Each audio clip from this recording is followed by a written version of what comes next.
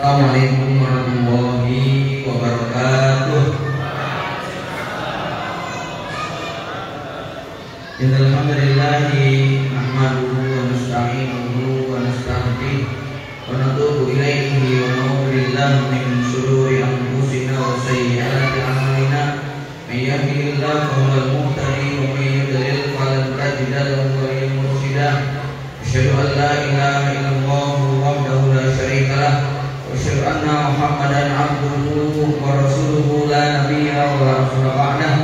Allahumma sholli ala Muhammadin wa ala Muhammad kama shallaita ala Ibrahim wa ala ali Ibrahim innaka Hamidum Majid. Wa ba'du. Bapak Ibu kaum muslimin muslimat, para asatidzah dan ustadzah yang dirahmati Allah, alhamdulillah kita bersyukur kepada Allah di kesempatan sore ini, di tempat yang Allah berikan keberkahan. Mudah-mudahan Allah senantiasa melimpahkan banyak kebaikan kepada kita semuanya. Mudah-mudahan Allah jadikan majelis ilmu kita pada sore ini berlimpah dengan keberkahan. Salawat dan salam semoga tercurah kepada baginda Nabi Muhammad SAW, juga pada keluarga, kerabat, para sahabat dan pengikutnya yang setia sampai kiamat. Semoga kita termasuk di antara umatnya yang mendapatkan syafaatnya di yaumul hisab. Bapak Ibu sekalian, amanah yang diberikan pada saya sore ini berbincang satu tema yang di dalam Islam merupakan bagian daripada keimanan.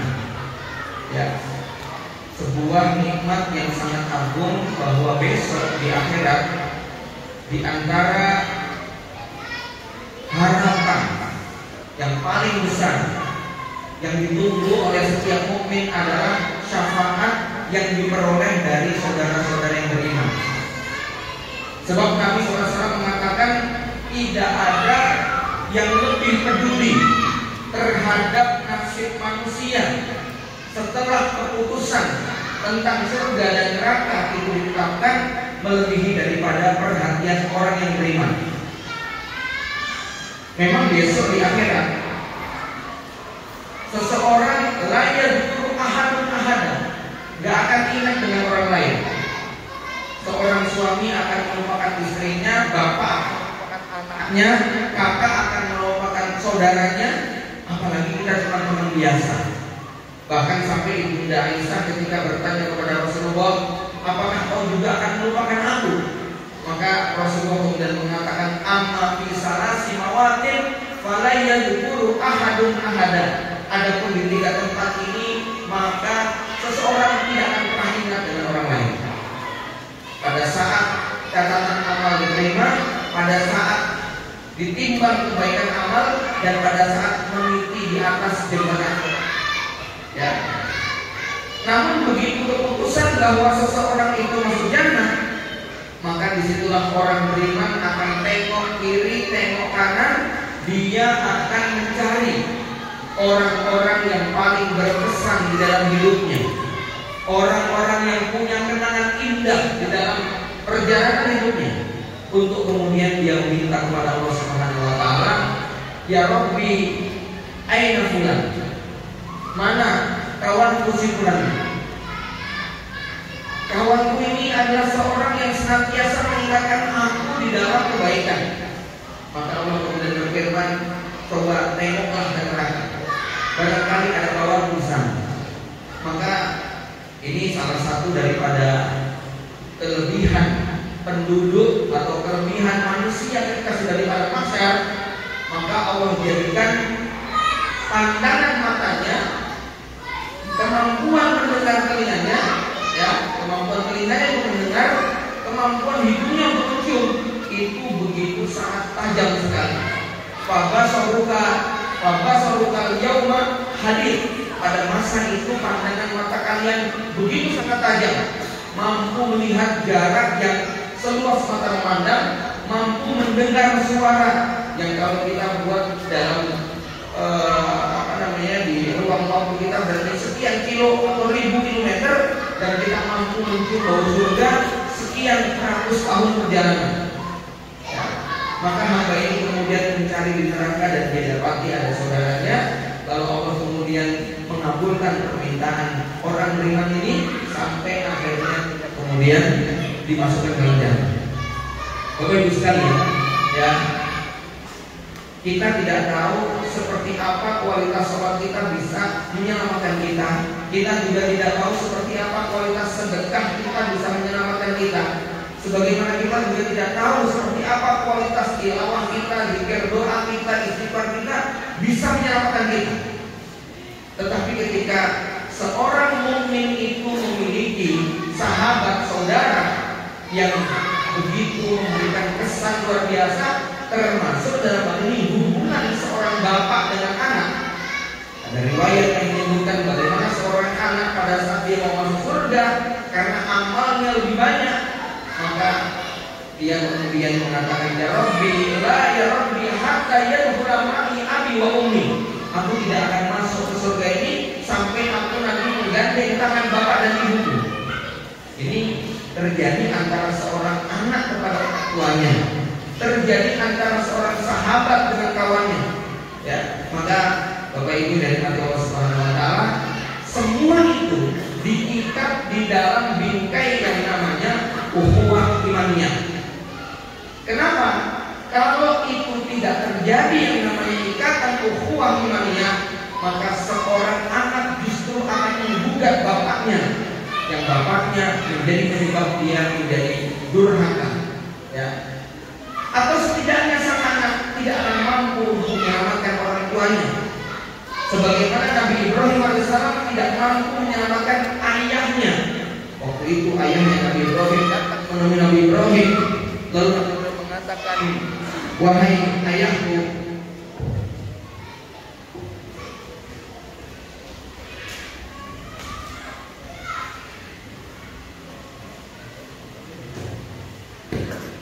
wahai ayahku, alam aqul laka alla ta'sini, bukankah aku sudah mengatakan kepadamu agar engkau jangan bermaksiat kepadaku? Maka Azar, ayah Ibrahim mengatakan, al-yawma la a'sika ya Ibrahim, hari ini aku tidak akan bermaksiat lagi kepadamu Ibrahim. Tetapi ucapan sang ayah tentu tak bermanfaat. Tiba-tiba ketika dialog keduanya terjeda, lalu Allah Subhanahu wa taala berfirman kepada Nabi Ibrahim, ya Ibrahim, lihat apa yang ada di bawah kakimu.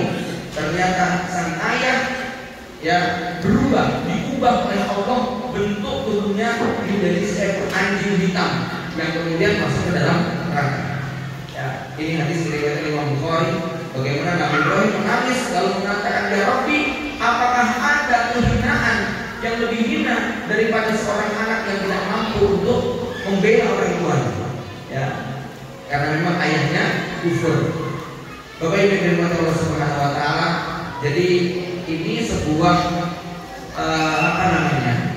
sebuah orientasi, alasan yang paling kuat kenapa seorang mukmin harus memiliki sebuah ikatan yang kuat dengan saudara-saudara beriman, karena mereka ini nanti yang akan menjadi penyebab utama. Boleh jadi mereka menjadi penyebab utama. Ya, Bapak Ibu dirahmati Allah Subhanahu wa taala, ukhuwah imaniyah di dalam Islam ini bagian daripada akidah. Ya, karena faktanya manusia ini sebagai makhluk sosial, tidak mungkin mereka tidak membutuhkan ikatan, tidak membutuhkan persahabatan, ya. Namun yang menjadi persoalan adalah bahwa mayoritas sebagian besar manusia ini mengikat hubungan mereka bukan dengan ikatan keimanan, ya. Nabi Ibrahim alaihissalam pernah mengingatkan kepada kaumnya, innakum wa ma ta'buduna min dunillahi awsanan mawaddata bainikum fil hayatid dunya. Yang kalian sembah selain Allah, yaitu berhala-berhala, mawaddata bainikum fil hayatid dunya, itu dijadikan sebagai simbol kasih sayang ketika hidup di dunia. Ya, summa yakunu hasratan yaumil qiyamah. Namun itu nanti akan menjadi penyesalan pada hari kiamat.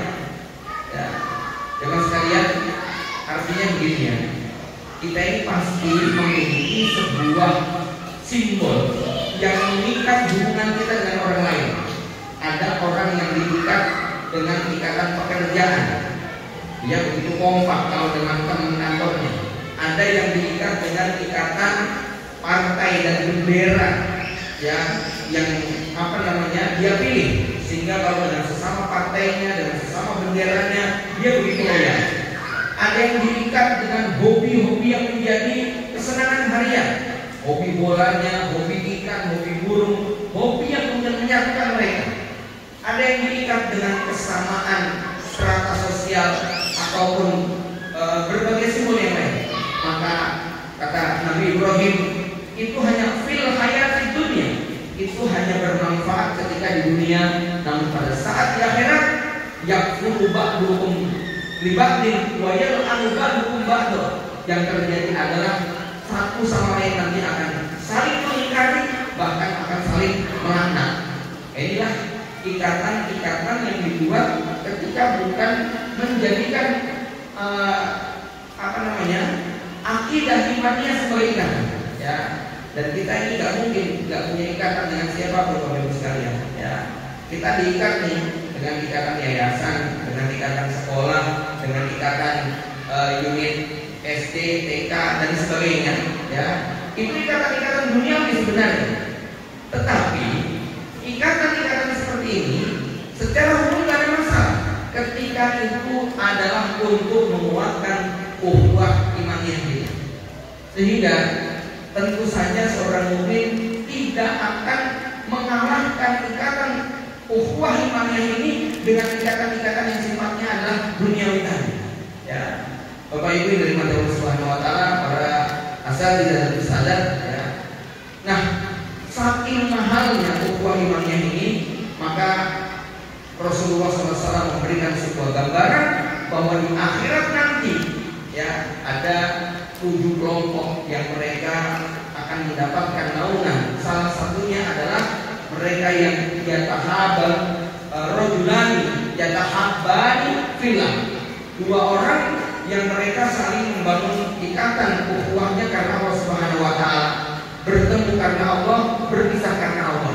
Bahkan orang seperti ini ketika mendapatkan sebuah makom yang sangat tinggi, mereka dikasih naungan ala manabirin min nur, mereka dikasih mimbar-mimbar cahaya yang bituhumul anbiya'u wasyuhada, sampai para nabi dan rasul, orang yang mati syahid iri dengan kedudukan mereka. Lalu para sahabat bertanya, siapa orang itu ya Rasul? Kok ada manusia yang di akhirat mendapatkan kedudukan membuat para nabi dan rasul, bahkan orang yang mati syahid iri kepada mereka? Maka Rasulullah kemudian mengatakan mereka adalah suatu kaum yang saling mencintai karena Allah Subhanahu wa taala, ya. Jemaah sekalian, ya, maka mahal sekali. Sehingga kalau kita melihat dalam sejarah, ikatan yang dirusak pertama kali oleh musuh-musuh Islam itu adalah ikatan ukhuwah imaniyah. Ya, mulailah masuk paham yang namanya nasionalisme, kemudian humanisme, kemudian materialisme. Yang materialisme mengajarkan ikatan, kita ada ikatan, ada uang kita menang, nggak ada uang kita musuhan, itu ikatan materialisme. Ikatan sekulerisme mengajarkan kita untuk kemudian jangan bawa-bawa agama dalam pertemanan, ya. Nasionalisme yang membabi buta mengajarkan kita untuk kemudian lebih mendahulukan orang yang satu suku, satu bangsa, satu tanah air daripada orang yang satu agama, ya. Sehingga dia tidak peduli kepada saudara-saudara kaum muslimin hanya gara-gara beda kewarganegaraan.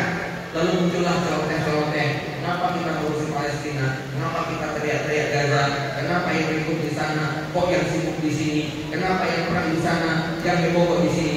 Ini karena mereka tidak memahami tentang mahalnya ikatan ukhuwah imaniyah, ya. Sekat-sekat nasionalisme sempit telah merusak yang namanya ikatan ukhuwah imaniyah. Nah, itu kan skala besar. Namun faktanya di tengah ruang kehidupan kita beramal jamaah ini ada banyak sekali hal-hal yang berpotensi untuk merusak, ya.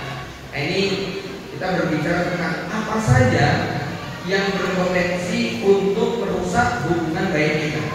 Bapak Ibu yang dirahmati Allah Subhanahu wa taala, sebelum saya menyebutkan, maka Rasulullah SAW pernah bertanya kepada sahabat, mau gak kalian aku tunjukkan sebuah amalan yang lebih utama daripada sholat, daripada saum, daripada sedekah?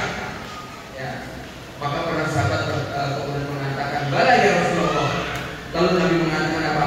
Islahu zatil bayin, mendamaikan dua orang yang bersengketa, mendamaikan dua kelompok yang bermusuhan, mendamaikan dua manusia yang sedang berseteru. Fa inna fasada zatil bayin khaliqah, karena rusaknya hubungan dua orang itu adalah pencukur. La aqulu halikur roksi, bal aqulu halikur din. Aku tidak mengatakan mencukur rambut yang ada di kepala, tetapi yang dimaksud dengan mencukur adalah mencukur agama, menggundul agama. Jadi ketika ada dua orang yang sudah rusak ukhuwah imaniyahnya, lihat ya Bapak Ibu sekalian, ya orang Jawa punya slogan apa? Dadio banyu, aku orang nyawuk. Dadio godong, aku orang nyuwek. Kamu jadi air, aku gak akan hidup. Kamu jadi daun, aku gak akan robek. Itu ketika sudah rusak hubungannya. Kami pernah ini juga terjadi di sebuah pondok pesantren. Ada ustaz yang berseteru, yang tengkar, yang gak mau tegur sapa sampai bertahun-tahun. Sampai momen Idul Fitri pun kita ingatkan dia, ini momen Idul Fitri, datanglah saling memaafkan. Biasanya kalau momen Idul Fitri itu mudah Pak untuk saling memaafkan, tapi dia karena sudah bencinya, dendamnya, marahnya, kecewanya, sampai kemudian seorang ustaz yang mengajar akhlak ini sampai berkata, kamu ingatkan aku pakai neraka sekalipun gak akan aku maafkan dia. Masya Allah. Ini yang namanya halimuddin, mencukur agama, gitu ya. Karena sudah sudah rusak begitu ya, sudah rusak ya. Maka Bapak Ibu dari Allah Subhanahu wa taala, betapa pentingnya kita menjaga dari perkara-perkara yang berpotensi untuk kemudian merusak hubungan yang tadi.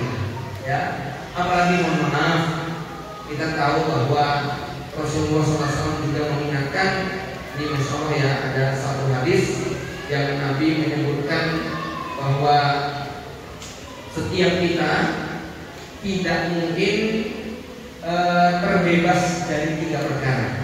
Ya, salasun lazimatin li ummati. Ada tiga perkara yang setiap umatku pasti kena, nggak mungkin bisa selamat. Ya, at-tiyaratu wal hasadu wasu'udzon. Ya, tiarah. Pahamlah ya, satu tiarah. Ya, aduh, ini tadi kok kayaknya dari pagi perasaan nggak enak. Nah, gitu kan ya. Anda mau ngontrak, wah hati-hati loh. Semua orang yang ngontrak di sana rata-rata matinya tabrakan loh. Gitu ya. Anda mau ngontrak ada rumah murah banget, gitu kan ya. Tapi sudah ada 5 orang yang ngontrak kok meninggal semuanya. Nah itu kalau dengan nggak jadi kontrak, tiarah itu, ya. At-tiarah wal hasad, hasad, ya, dengki, ya, lebih tinggi daripada sekedar kiri, tapi sudah hasad, gitu kan ya. Kemudian suudzon, melihat sesuatu yang menurut kita kok kayaknya tidak begitu, lalu kemudian muncul buruk sangka. Faqala rajulun ma yudhibuhunna ya Rasulullah, ya, mimman hunna fihi, ya Rasul, kalau pada seseorang itu muncul salah satu dari yang tiga itu, lalu solusinya apa? Maka Nabi mengatakan, idza hasadta fastaghfirillah, kalau kamu hasad segera istighfar. Wa idza dzananta fala tuhaqqiq, kalau kamu terlanjur menduga jangan terusin, gitu ya, stop, gitu kan ya.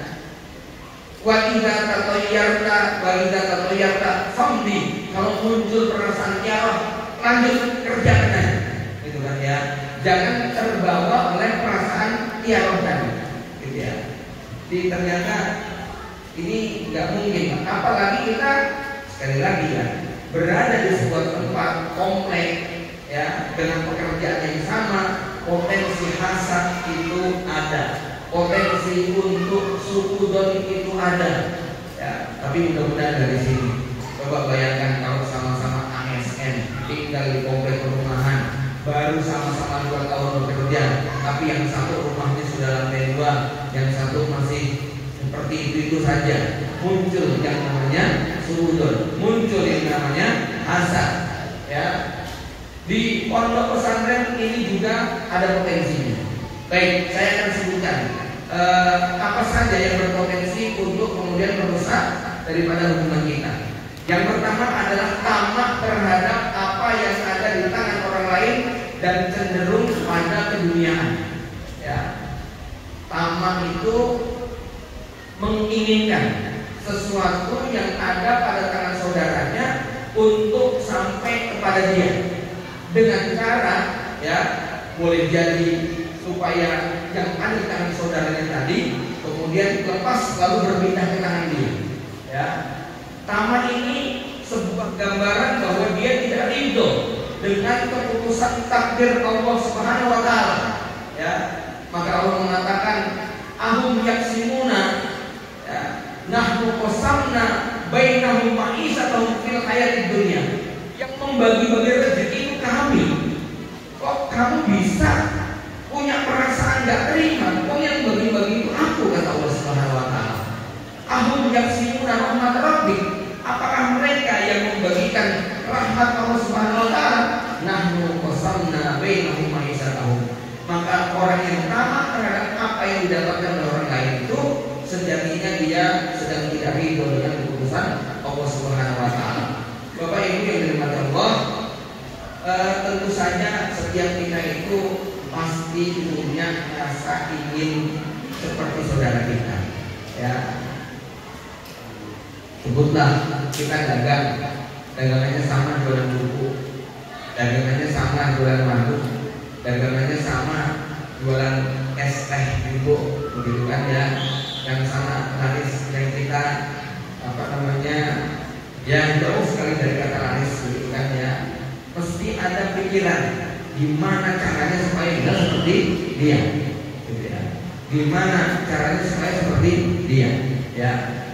Bapak Ibu sekalian ya, maka pada prinsipnya khas yakni kalau tadi yang pertama adalah tamak, yang kedua adalah hasad.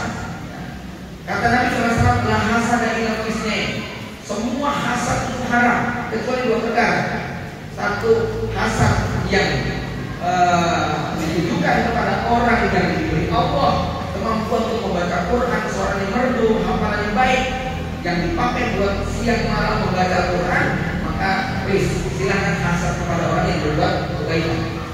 Yang kedua, hasad kepada orang yang diberi Allah harta kekayaan yang diinfakkan pagi petang siang malam ya, maka Anda boleh hasad, karena maksudnya hasad di situ adalah Anda minta kepada Allah ya. Bapak Ibu sekalian, jadi berdasarkan hadis yang tadi saya sebutkan, salah sulazimatun li ummati at-tiyaratu wa suudun wa hasad wal hasad wa suudun. Maka apa? Tidak mungkin di antara kita ini tidak punya jiwa hasad, nggak mungkin ya. Maka kata Rasulullah SAW ya, kalau kamu hasad itu hendaknya istighfar ya, karena hasad ini bagian daripada apa? Ketidakridhoan terhadap apa ketetapan Allah Subhanahu wa taala. Yang kedua, rasa hasad, iri yang ada dalam hati kita itu tidak mungkin hilang dan tidak mungkin bisa kita bersihkan sebersih-bersihnya ya, karena dia akan muncul secara tiba-tiba. Melihat ada orang ya, nggak usah jauh-jauh deh ya. Ini kalau misalnya ustaz-ustaz saya bagi duit 100 kecuali ada satu ustaz yang nggak dapat, kira-kira perasaannya gimana? Gitu ya. Pasti wah, ustaz ini nggak adil, gitu kan ya. Ada perasaan itu. Maka pada saat seseorang itu terjangkit penyakit iri dan hasad ya, yang dilarang itu adalah ekspresinya. baik ekspresi lisan maupun ekspresi perbuatan. Selama rasa itu cuma disimpan dan tidak diungkapkan, maka Allah tidak menghitung sebagai dosa dan kesalahan. Karena nggak mungkin nggak, ya. Jadi ada usaha yang nggak dapat, ya diem aja, gini-gini ya. Dia diem, dia nggak ngomel, dia nggak protes, nggak dosa, begitu, ya. Tapi ketika orang punya sifat hasad lalu diekspresikan dengan tindakan-tindakan jahat, nah itu baru yang kemudian bernilai dosa, ya. Kemudian tidak boleh diungkapkan juga dengan mendoakan keburukan, ya. Tapi ya inilah ya beratnya, karena memang hasad itu selalu ada pada bidang yang sama. Tukang buku hasadnya sama tukang buku, tukang sayur hasadnya sama tukang sayur, ustadz juga hasadnya karo ustadz, gitu, ya. Ummahat nanti hasadnya juga sama ummahat, ya. Ummahat yang nggak nyetor kantin itu nggak akan hasad dengan yang nyetor kantin, gitu ya. Dia nggak nyetor kantin, kenapa? Sudah cukup, sudah punya bisnis di luar, bisnis online yang berkembang, ya. Tapi yang hasad itu nanti yang ya P3K ya, bodoh padu perkara kantin operasi, ya. Itu bisa terjadi rasa hasad yang semacam itu, ya. Maka ini adalah bagian daripada perusak hubungan, ya. Kemudian yang ketiga adalah tajassus dan tahassus. Fatahassasu. Apa bedanya tajassus dengan tahassus? Tahassus itu saling mencari aib atau isu yang sedang menimpa saudaranya sesama muslim yang sebenarnya bukan menjadi urusannya. Itu tahassus. Bahasa kita tuh kepo, pengen tahu apa yang menimpa kepada saudara kita, padahal kita nggak punya kepentingan, ya. Sedangkan tajassus adalah sifat negatif di mana seseorang suka mencari-cari kesalahan yang dilakukan oleh sesama saudaranya muslim. Jadi kalau tahassus itu identik dengan kepo, sekedar pengen tahu, ya. Tetapi itu sebetulnya bukan urusannya, ya. Sedangkan tajassus semangatnya adalah untuk mencari kesalahan. Bapak Ibu sekalian, ini diantara rusak-rusaknya, ya.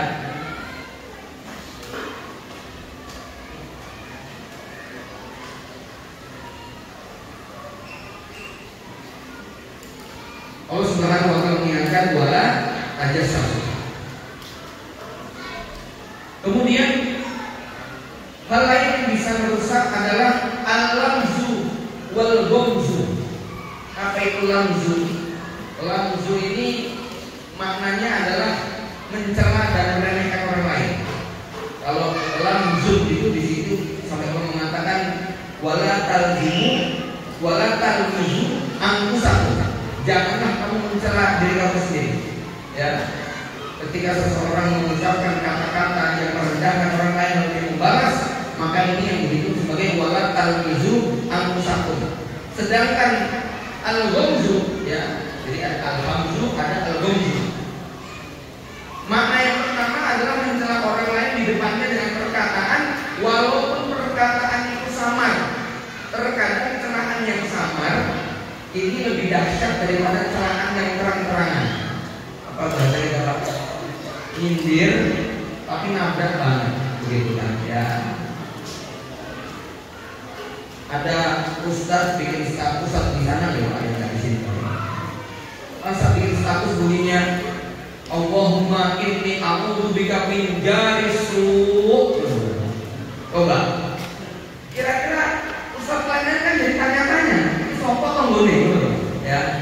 Enggak boleh kayak begitu. Doa kayak gitu jangan dibuat status gitu loh, ya. Masa ya Allah berlindung dari perkara yang buruk. Memang Nabi mengajarkan doa itu.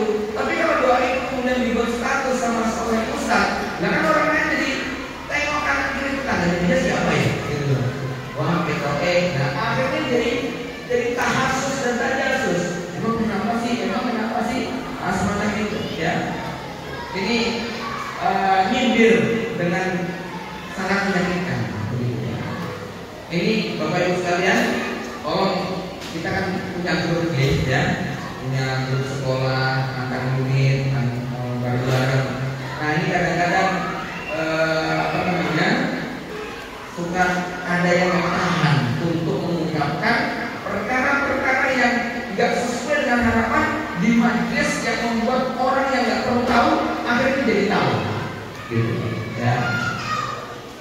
majelis yang orang harusnya dia bisa selesaikan.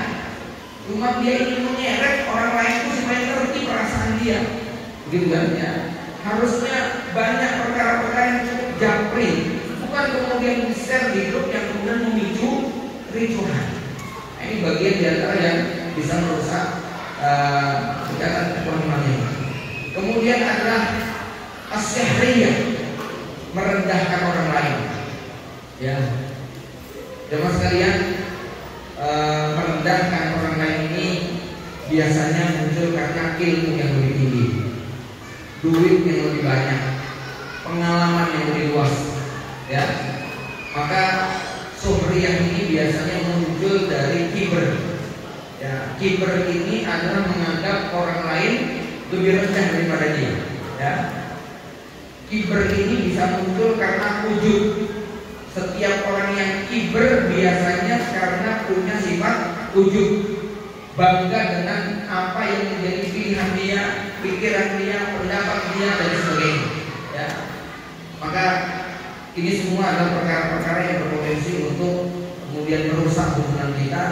Karenanya, jemaah Bapak Ibu dan Allah, apa yang tadi Nabi sebutkan bahwa mendamaikan dua orang yang berselisih, mendamaikan dua orang yang bertikai, sampai Rasulullah SAW mengizinkan kita untuk berbohong. Ya. Maka ketika menjelaskan ayat wa may yashfa' syafa'atan hasanatan falahu nasibun minha, siapa yang memberi syafaat yang baik maka dia akan mendapatkan pahala dari syafaat yang dia berikan. Imam Ibnu Qayyim al-Jauziyah kemudian mengatakan, ya, Imam Ibnu Qayyim mengatakan termasuk di antara syafaat yang paling baik itu adalah menyatukan dua orang yang mau berpisah. Dia mengatakan bahwa di antara syafaat yang paling baik adalah ketika ada dua orang yang sedang jatuh cinta, lalu dia datang sebagai comblang untuk mengikat keduanya dalam ikatan yang halal. Ini termasuk yasfa syafaatan. Begitu juga kalau ada suami istri yang sah, ya, di mana mereka berpotensi untuk terjadi sengketa, terjadi firaq, maka kemudian dia datang untuk mendamaikan pasangan suami istri ini, ya, sehingga yang tadi mau pisah lalu nggak jadi karena si juru penengahnya ini sangat pintar berkata-kata. Pasangan kamu itu sebetulnya sangat cinta kamu, dia merindukan kamu, dia begitu dan sebagainya, ya. Maka kalau kita mampu membuat orang yang tadinya mau bercerai kok kemudian kembali lagi, ini termasuk yasfa syafa'atan hasanatan. Kenapa? Tidak ada yang lebih iblis benci daripada dua orang yang tadinya rukun akur, suami istri rukun akur, ya, daripada dua orang yang sedang bertikai, sudah berseteru, lalu kemudian mereka berdamai. Ya, sebagaimana kalau ada suami istri yang bertikai, berdamai, apa kemudian mereka kok berdamai, sudah mau pisahan kok kemudian nyambung lagi, maka ini sesuatu yang sangat dibenci oleh setan. Sebagaimana tidak ada yang disukai oleh iblis melebihi daripada suami istri atau dua orang yang berdamai kemudian mereka bermusuhan. Bapak Ibu dari mata Allah, bahkan yang paling mengerikan adalah ada orang-orang yang sholatnya tidak akan naik ke langit, puasanya tidak akan diterima oleh Allah Subhanahu Wa Taala, yaitu puasa atau ibadah yang dilakukan oleh mutakhasimain, dua orang yang sedang bersengketa. Ya, maka Nabi memberi batasan berapa? 3 hari. Marah, diam-diaman itu 3 hari. 3 hari itu toleransi, karena kalau dengan marah itu Bapak Ibu, dengan itu emosi, itu kan nggak bisa langsung kemudian sadar, langsung kemudian memaafkan, butuh waktu. Nah itu diberi waktu 3 hari, gitu ya, untuk kemudian tidak mendiamkan saudaranya. Kenapa? Lebih daripada 3 hari itu sudah nafsu dan emosi, bukan sekedar perasaan yang tidak bisa dikendalikan, ya. Maka diizinkan ya untuk kemudian menyimpan perasaan itu selama 3 hari nanti, ya. Selebihnya haram hukumnya, ya. Nah bagaimana kalau kemudian kita makin ketemu dia makin emosi, kita diizinkan Bapak Ibu untuk tidak bergaul dengan orang, ya, tetapi kita memaafkan. Memaafkan itu beda dengan gini. Orang yang memaafkan itu boleh untuk menutup akses. Jadi mudahnya gini, maaf diterima, akses gitu, ya. Ya saya memaafkan, tetapi saya sudah menutup interaksi dengan Anda. Kenapa? Bukan karena benci, bukan karena marah, tapi apa? Demi menjaga hubungan yang baik. Sebab bawaannya kalau ketemu sama dia, gesekan terus, begitu, ya. Oke, dari Allah, ini yang hal-hal yang harus kita perhatikan, bahwa karena memang terpecahnya hati orang beriman itu menjadi sesuatu yang sangat disukai oleh syaitan, ya. Sehingga kami menyebutkan Halifuddin, dia akan merusak agama, ya. Nih, kalau ada dua santri yang musuhan, itu dampaknya cuman dia santri itu sama temennya aja. Paling nanti dia boleh bolong, gitu Pak, ya. Jangan kemarin sama dia. Tapi kalau ada dua ustadz yang musuhan, ustadz guru dan studi, ya, nanti dua ustadz ini mungkin akan saling provokasi untuk nggak usah belajar sama dia, ya. Nek yang musuhan itu 2 kali kelas, itu bisa-bisa dia akan mengajak kelasnya masing-masing untuk tidak untuk tidak menyapa, ya. Nek yang musuhan itu 2 kiai pesantren, coba bayangkan, ya. Dampaknya nanti pondok sini dengan pondok sana kemudian tidak akur. Nek yang musuhan 2 ustadz kondang yang followernya itu sampai jutaan, ya. Lihat sampai mereka bikin rilis, ya, ustadz sunnah, kan, ya. Yang lainnya bid'ah, begitu kan, ya. Sampai kemudian kalau kamu ngaji di saya, jangan ngaji di dia, ya. Nek kamu masih ngaji di dia, lebih baik jangan ngaji di saya. Sampai pada level semacam ini, ya. Maka makin besar orang itu kemudian punya popularitas, punya kekuatan, lalu kemudian mereka tidak berdamai, maka makin besar dampaknya. Maka ketika ada 2 ustadz kondang yang secara garis pemikiran itu berbeda, apalagi serang-serangan, kok duduk di majelis yang sama bareng, itu anak buahnya bisa ikut bareng. Ya, ingatlah pengalaman pilpres kemarin, bukan, ya. Bagaimana antar ormas yang tadinya bertikai bisa dalam tanda kutip ikut bareng, ya. Ini kenapa? Karena pimpinannya bukan, ya. Karenanya cuman dan ustadz yang dirahmati Allah, ini hal-hal yang harus menjadi perhatian bagi kita, ya. Jadi basic awal kita berbicara tentang ukhuwah adalah bahwa besok di hari kiamat syafaat kawan kita boleh jadi jauh lebih kita harapkan daripada kualitas maupun kuantitas amal soleh yang kita lakukan, yang belum tentu diterima oleh Allah Subhanahu wa taala, ya. Maka demi mendapatkan syafaat dari saudara-saudara kita, yang kita lakukan di dunia ini adalah tentu perkara-perkara yang membuat saudara kita kemudian menjadi. Terakhir, ya, kita hidup di zaman fitnah. Ukhuwah di zaman fitnah itu berbeda dengan ukhuwah di zaman nubuwah. Kalau tadi Ustaz sudah menyampaikan bagaimana ukhuwah antara Muhajirin dan Ansor, bagaimana ta'akhi di antara mereka sampai pada level yang logika kita tidak bisa terima. Bagaimana ada seorang sahabat mengatakan, aku punya 2 rumah, yang satu buat kamu, aku punya 10 kambing, yang 5 buat kamu, aku punya 4 istri, aku ceraikan yang 2, silahkan kau pilih mana yang kau suka. Nanti kalau sudah habis masa idahnya, silahkan nikahi dua-duanya. Ya, nomor 1 barangkali kita bisa melakukan, nomor 2 mungkin masih ada, nomor 3 itu, Pak. Gimana Allah kok bisa sampai seperti itu? Abu Darda dengan Salman, ketika Salman datang mau pinjam uang ke rumahnya, Abu Darda tidak ada, yang ada istrinya, maka sang istri langsung ambil tas duitnya Abu Darda, nih ambil, pilih sendiri, ambil sesukanya, gitu, ya. Dompetnya dikasihkan, suruh ambil secukupnya. Dan ketika Abu Darda pulang, diceritakan bahwa tadi sama begini-begini, minta, oh iya terus ngapain? Dia tak kasihkan dompet-dompet yang bagus, sampai kamu ngasih dompetnya, kamu tak cerai. Sampai kayak begitu rupanya. Sekarang ada nggak? Ikhwan yang bikin duit nih, ya ambil sendiri. Ada Pak, tapi gak ada duitnya nih. Ya, tahu karena kosong nih. Ya. Nah, hari ini kita hidup di zaman fitnah. Maka ukhuwah di zaman fitnah ini patokannya hadis Hudzaifah, di mana ketika beliau mengatakan amanah sudah dicabut oleh Allah dari dada manusia. Hari ini sifat amanah betul-betul dicabut, sehingga Hudzaifah mengatakan, dulu saya bermuamalah dengan siapapun tenang, karena apa? Amanah itu betul-betul ada di dada manusia. Amal yaum fala abidu illa bi fulan wa fulan. Adapun hari ini aku tidak akan bertransaksi kecuali dengan fulan dan fulan. Maka hari ini kita di zaman fitnah.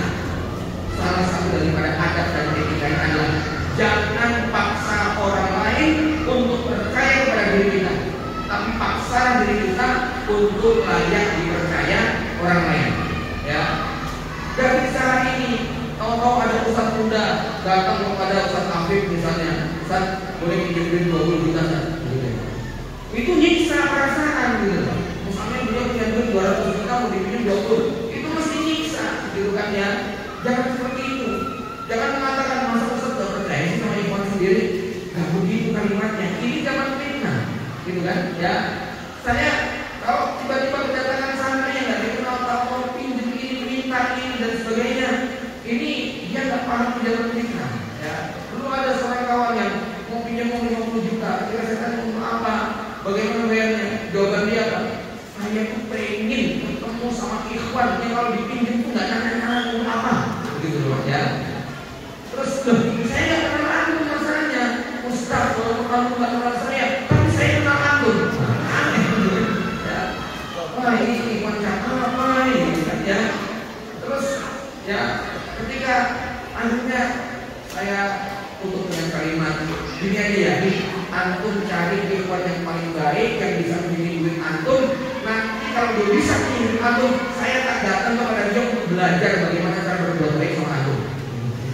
Ya, tapi nah ini ukhuwah di dalam kita itu apa?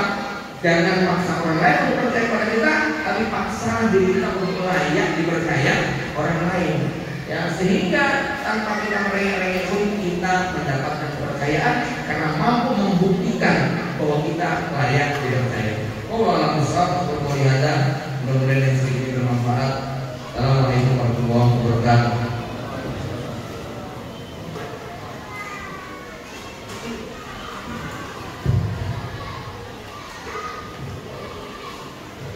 Terima kepada Ustaz Habib Adnani yang telah menyampaikan ilmunya yang sangat bermanfaat.